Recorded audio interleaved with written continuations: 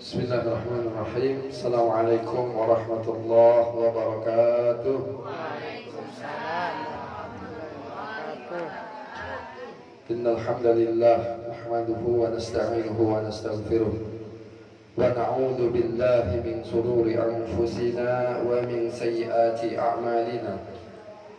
May yahdihillahu fala mudilla lahu wa man yudlil fala hadiya lahu.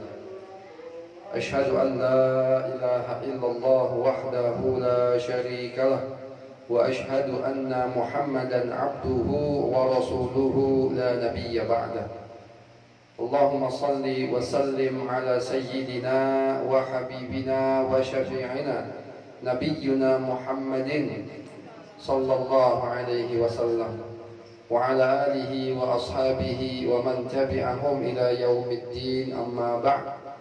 Hadirin jamaah, bapak-bapak dan ibu-ibu Majelis Ta'lim Adzakir yang dirahmati oleh Allah Subhanahu wa taala. Alhamdulillah, syukur kita kepada Allah. Ya, kita masih diberikan nikmat yang besar. Allah kumpulkan kita di rumah yang mulia ini. Rumah yang insya Allah diberkahi oleh Allah Subhanahu wa taala. Karena rumah ini dipakai ibadah, dipakai ta'lim, ya, dipakai banyak kegiatan-kegiatan agama. Yang kata Rasulullah SAW,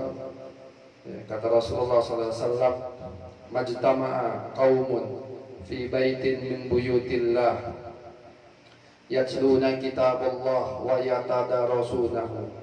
Tidaklah berkumpul sekelompok orang fi baitin min buyutillah, di rumahnya Allah atau di masjid atau di rumah juga termasuk. Kemudian mereka ini membaca Al-Quran dan mempelajari Al-Quran. Apa kata Rasulullah SAW? Ya, kata Rasulullah SAW, Allah Subhanahu wa taala akan turunkan sakinah, ya. Allah akan turunkan ketenangan di rumah tersebut. Allah akan turunkan ketenangan di dalam majelis tersebut, ya. Jadi makanya kita gak bingung, Bu, kalau orang ngaji banyak yang tidur. Kenapa? Saking tenangnya, benar tuh. Ada orang yang masuk Islam gara-gara kenapa? Gara-gara ngelihat tidur lagi majelis ta'lim. Enak bet tidur, kata dia. Dia orang kaya, nginep di hotel mahal, nggak bisa. Di majelis ta'lim lagi khutbah Jumat tidur Pak dia. Maka itu sakinah, ketenangan yang Allah berikan. Saking tenangnya tidur, ya, tapi jangan sering-sering tidurnya, Bu, ya. Wa ghasyiyatuhumur rahmah, kata Rasulullah, akan diturunkan rahmah. Wa dzakarallahu fi ma indah, dan akan disebut-sebut namanya di hadapan para malaikat. Masyaallah, nikmat dari Allah Subhanahu wa taala. Kalau rumah kita, kalau keadaan kita ini sering hadir dalam majelis ta'lim. Hadirin jamaah yang dirahmati Subhanahu wa taala, pada kesempatan kali ini saya nggak mau bicara panjang-panjang. Pada kesempatan ini saya ingin bicara sedikit tentang 3 hal. Ada 3 amalan, hadirin jamaah sekalian, yang pahalanya ini begitu besar di sisi Allah Subhanahu wa taala. Saking besarnya yang akan membalasnya langsung Allah. Yang akan membalas amalan tersebut Allah Subhanahu wa taala yang akan menjaminnya. Dan dalam beberapa riwayat dikatakan, hadirin jamaah sekalian, saking beratnya pahala amalan tersebut, hampir saja mizan, tahu mizan? Ya, timbangan nanti di yaumil akhir kita semua ditimbang amalan kita. Ya, hampir saja mizan itu nggak sanggup untuk menanggung bebannya.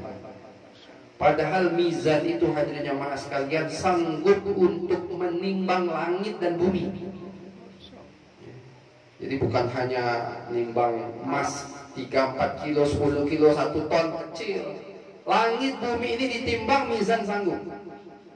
Tapi untuk menanggung 3 amalan ini, hadirin jamaah sekalian, hampir saja mizan itu nggak sanggup menanggung beban. Saking beratnya pahala yang Allah berikan kepada 3 orang ini. Apa yang pertama, hadirin jamaah sekalian? Yang pertama yaitu pahala sabar. As-sabru. Pahala apa? sabar. Innama yuwaffas sabiruna ajrahum bighairi hisab, kata Allah. Hanyalah Allah yang akan mengganjar pahala orang-orang yang sabar itu bighairi hisab, tanpa dengan hitungan. Jadi pahalanya sabar itu tidak ada hitungannya dari Allah Subhanahu wa taala. Saking besarnya pahala tersebut. Jadi yang namanya sabar itu, Bu, tidak ada batasnya. Kalau ada batasnya berarti belum sabar. Ya, kalau masih ada batasnya berarti belum sabar. Iya Ustaz, sabar kan ada batasannya, berarti belum sabar.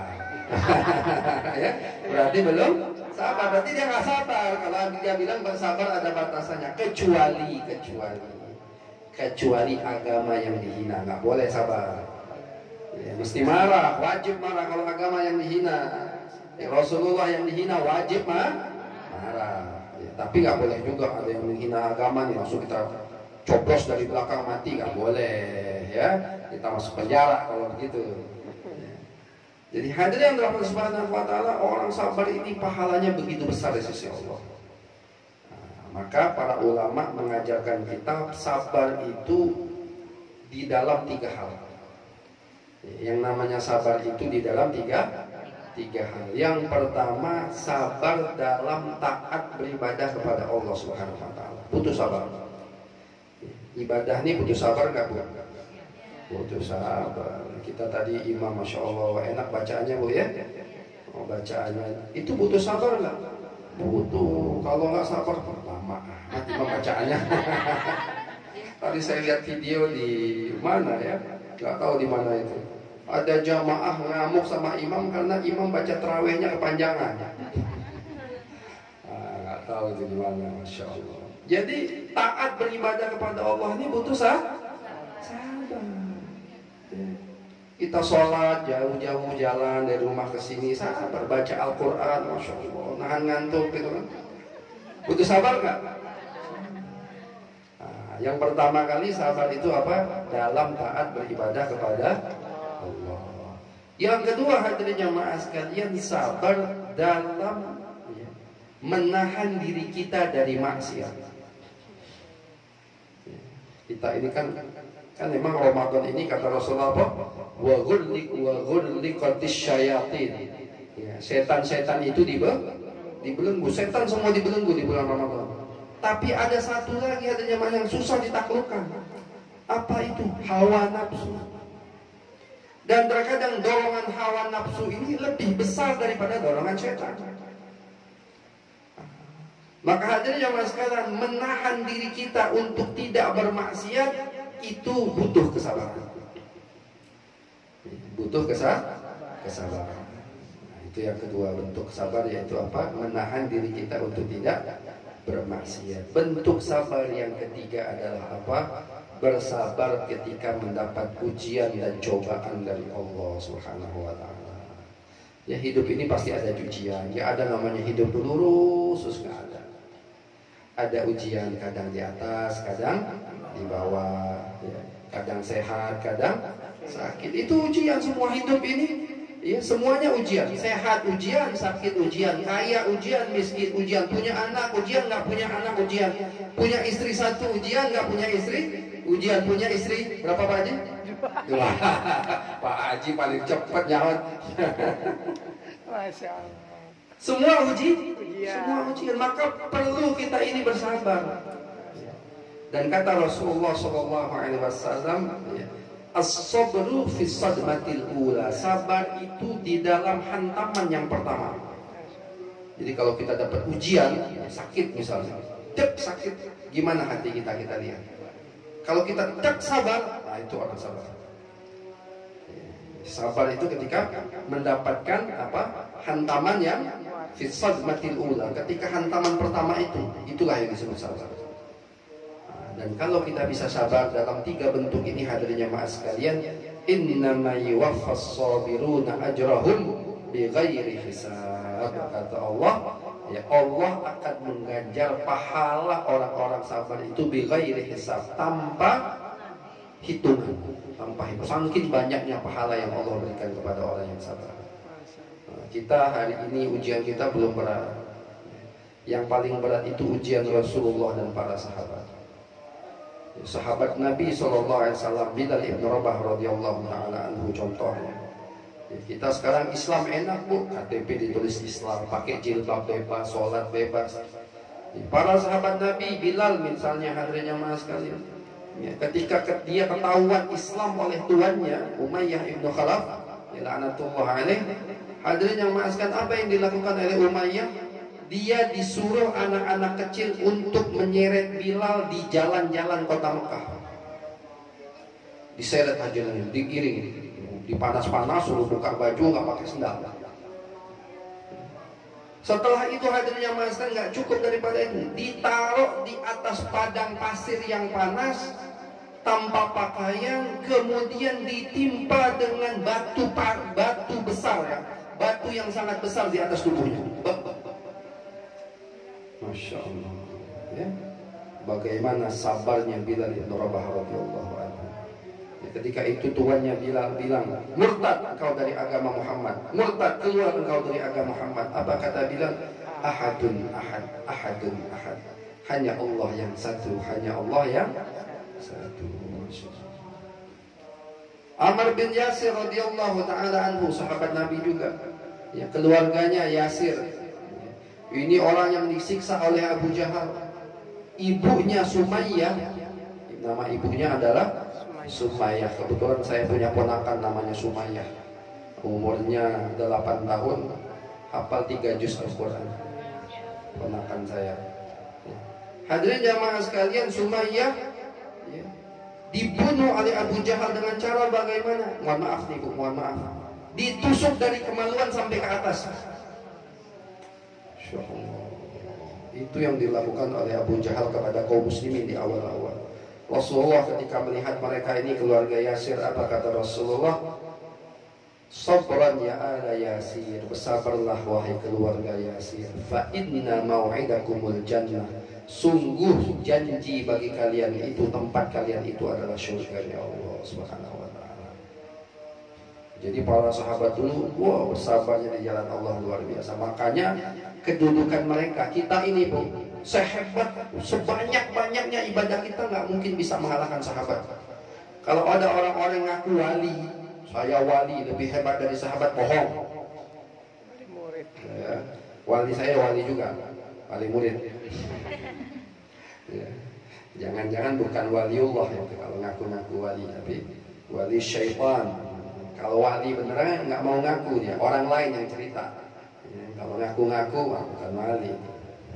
Nggak ada satupun manusia akhir zaman yang bisa mengalahkan keimanannya para sahabat Nabi SAW. Karena kenapa? Karena perjuangan mereka di jalan Allah Subhanahu wa ta'ala. Makanya mereka mendapatkan julukan radhiyallahu anhum wa radu anhu. Kita kalau disebut nama sahabat ya mustahab, bagus ya, baik sunnah hukumnya kita disebutkan, misalnya disebut Utsman ibnu Affan radhiyallahu anhu, kita jawab. Kalau disebutkan nama ulama selain sahabat, kalau dia sudah meninggal rahimahullah ta'ala ya, kalau dia sudah meninggal. Kalau dia belum meninggal hafizahullah ta'ala, semoga Allah menjaga dia.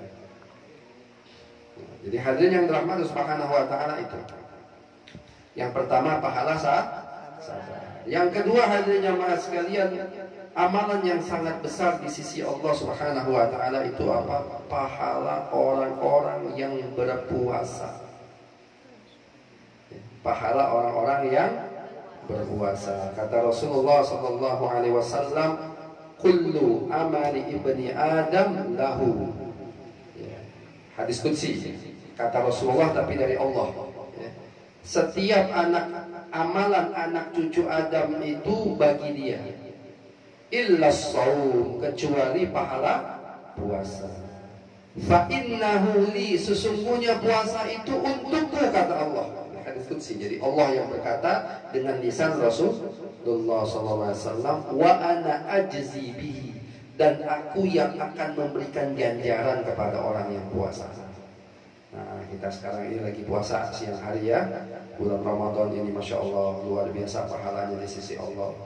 Maka jangan sia-siakan bulan Ramadan tahun ini ibu-ibu sekalian Ya, jangan habiskan waktu kita ya, yang tidak ada manfaatnya. Dihabiskan waktu untuk apa? Tidur. Dengan dalil apa? Naumus shaimi ibadatun. Tidurnya orang puasa ibadah. Nah, itu hadis maudhu, hadisnya palsu. Ya, mana sudah dibahas kan oleh Syekh Ahmad ya, Al-Misri. Itu hadisnya hadis palsu. Itu dalil orang males. Ya, habis sahur, subuh tidur. Bangun zuhur, habis zuhur tidur, habis asar tidur. Kenapa tidur terus? Ibadah Ustaz. Enak banget ya ibadah begitu. Habiskan waktu kita untuk ibadah kepada Allah Subhanahu wa taala. Bulan Ramadan ini Masya Allah, pahala dilipat gandakan oleh Allah. Ya. Habiskan waktu kita, kata para ulama. Imam Az-Zuhri mengatakan, seorang ulama dari tabi'in ya, Imam Az-Zuhri, Syihabuddin Az-Zuhri ya, beliau mengatakan apa? Idza dakhala Ramadan, kalau sudah masuk di bulan Ramadan, Imam Az-Zuhri sering mengatakan innamal Ramadan huwa it'amut ta'am wa tilawatul Qur'an. Jadi amalan ibadah yang paling besar di bulan Ramadan ini dua. It'amut ta'am, ngasih makanan orang. Orang puasa kita kasih makan, orang berbuka kita kasih makan. Itu ibadahnya ataupun pahalanya begitu besar kalau bulan Ramadan. Man fattara sha'iman, barang siapa yang ngasih makan orang yang puasa, fakana lahu ajru mithla sha'imi, maka bagi dia itu ya pahala seperti orang yang berpuasa. La yanqusu min ajri sha'imi syai'un, enggak mengurangi pahala orang yang berpuasa itu sedikit pun. Ini besarnya pahala orang-orang yang memberikan makan bagi orang yang berbuka puasa. Ustadz sahur sama bagaimana? Sama. Jangan ntar puasa bukanya aja, sahurnya nggak ada, sama aja. Buka sama sahur juga sama. Gitu. Jadi yang kedua, yang pertama apa? Amalan paling utama di bulan Ramadan ini mengasih makan.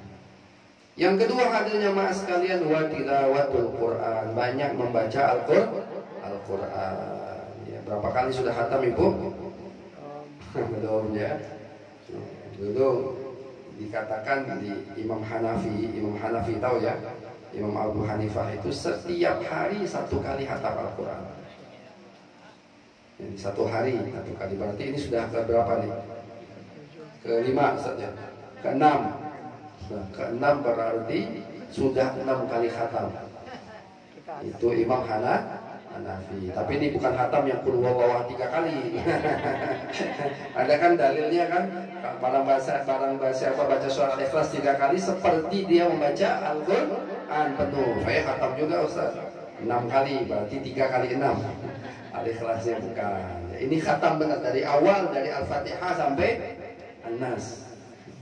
Bahkan Imam Syafi'i dalam 1 bulan 60 kali khatam membaca Al-Quran. Ya Allah. Terus terang kalau kita nggak sanggup deh. Kalau kita nggak sanggup. Tapi para ulama salaf dulu kenapa? Karena mereka tahu bagaimana fadilah membaca Al-Quran di bulan Ramadan. Ya kita nggak jujur aja kita nggak sanggup. Saya nggak sanggup. Ya. Tapi minimal jangan tinggalkan Al-Quran di bulan Ramadan ini.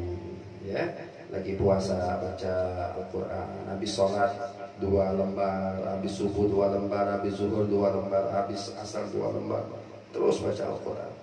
Ya. Insya Allah pahalanya besar di sisi Allah Subhanahu wa Ta'ala. Jadi yang kedua apa? Pahala orang yang berpuasa. Sekarang kita sedang puasa di bulan Ramadan, dan bukan hanya puasa di bulan Ramadan, tapi puasa-puasa sunnah yang lainnya juga. Ya, ini pahalanya begitu besar di sisi Allah Subhanahu wa Ta'ala. Yang ketiga hadirin jamaah sekalian, amalan yang begitu besar di sisi Allah Subhanahu wa Ta'ala. Bahkan Allah ya, akan memberikan ganjarannya langsung dari Allah Subhanahu wa Ta'ala tanpa hitungan. Apa itu? Pahala orang yang memaafkan orang lain. Al-afwu, ngasih maaf bahkan kepada orang yang menzolimi dia. Ngasih maaf kepada orang yang menzalimi. Faman afa wa aslaha fa innama ajruhu 'ala Allah, kata Allah. Barang siapa yang memaafkan, wa aslaha, ya, dan memperbaiki hubungan, ya, dia memaafkan orang lain kemudian hubungan yang rusak dia perbaiki, fa ajruhu 'ala Allah, maka ganjarannya itu dari Allah Subhanahu wa taala. Enggak terhitung di sisi Allah Subhanahu wa taala.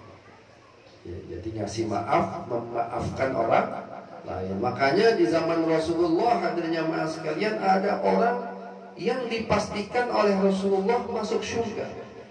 Padahal orang ini bukan sahabat terkenal. Jadi kisahnya waktu itu Rasulullah sedang duduk dengan para sahabat. Tiba-tiba Rasulullah berkata, akan masuk di antara kalian ini seseorang ahli surga. Maka orang nunggu siapa kira-kira yang masuk. Dipikir mungkin Abu Bakar, Umar, Utsman, sahabat-sahabat yang terkenal, yang hebat-hebat, yang perjuangannya luar biasa. Ternyata hanya maskan yang masuk bukan sahabat yang besar, tapi sahabat yang Ansor, orang Ansor biasa yang nggak terkenal. Masuk ke masjid, orang bingung siapa orang ini. Kok Rasulullah mengatakan orang ini ahli surga? Besoknya Rasulullah mengatakan lagi, akan masuk di antara kalian seseorang ahli surga. Sampai 3 kali Rasulullah mengatakan seperti itu. Maka ada seorang sahabat namanya Ibnu Umar radhiyallahu taala anhu. Ya, Ibnu Umar ini bingung, ini kenapa kok orang ini dipastikan oleh Rasulullah surga. Maka akhirnya dia meneliti, dia nginep, dia datang ke rumah sahabat ini, dia bilang, saya pengen bertamu di rumah engkau selama 3 hari. Dikasih, silakan engkau bertamu di rumah aku selama 3 hari. Nginep dia di rumah itu 3 hari. Hari pertama dilihat ibadahnya biasa aja. Bukan yang mungkin setiap malam baca Al-Quran, atau misalnya sholat tahajudnya dari pertengahan malam sampai menjelang subuh. Enggak, biasa. Ya mungkin bangun sebelum waktu subuh, kemudian tahajud, ditutup dengan witir, baru berjamaah ke masjid. Baca Qurannya juga bukan yang luar biasa, biasa-biasa saja. Tapi kok kenapa Rasulullah katakan orang ini termasuk ahli surga? Sudah 3 hari, akhirnya Abdullah bin Umar bertanya, kenapa kok engkau ini dikatakan oleh Rasulullah sebagai ahli surga? Padahal aku lihat amalan engkau ini bukan amalan yang luar biasa banyak, biasa-biasa saja aku lihat. Kami juga biasa melaksanakan amalan sebagaimana yang engkau amalkan. Maka kata sahabat ini, aku nggak tahu juga kenapa aku ini disebut oleh Rasulullah seperti itu. Tapi bisa jadi ada satu amalan, kata beliau, yang Allah ridho dengan amalan itu. Apa itu? Setiap malam sebelum saya tidur, jadi dia setiap malam sebelum tidur, apa yang dia lakukan? Dia akan ingat semua kesalahan-kesalahan yang dilakukan oleh sahabat dan saudaranya pada hari itu, dan semua kesalahan-kesalahan tersebut akan dimaafkan oleh dia. Jadi memaafkan kesalahan orang lain. Ini pahalanya begitu besar di sisi Allah Subhanahu wa taala. Bahkan nanti di yaumil akhir, ya, ketika manusia berkumpul di pintu surga, ya, akan ada suara yang memanggil, ya. Kemudian suara ini mengatakan, mana hamba-hambaku yang kemudian Allah akan kasih ganjaran mereka langsung. Maka orang semua diam, siapa itu? Maka akhirnya dikatakan oleh suara tersebut, mana hamba-hambaku yang suka memaafkan orang lain. Maka masuklah kalian ke dalam surga bighairi hisab, tanpa hisab lagi. Karena kenapa? Pahala memaafkan orang lain, apalagi memaafkan orang yang sudah menzolimi kita. Ya, kalau maafkan orang yang nggak ada salahnya, mudah bu. Nggak ada salahnya mau maafin apaan gitu kan? Ya udah maaf ya, maafin, udah mau puasa maafan ya udah maafan. Tapi kalau orang sudah menzolimi kita susah nggak? Susah. Makanya pahalanya surga. Kalau mudah mah pahalanya piring mangkok. Beli sabun dapat mangkok, mudah beli sabun doang dapat mangkok. Nah, tapi karena sulit itulah Allah kasih ganjaran surganya Allah Subhanahu wa taala. Mudah-mudahan bermanfaat. Ini saja dari saya, kurang lebihnya mohon maaf. Akhirul kalam, assalamualaikum warahmatullahi wabarakatuh.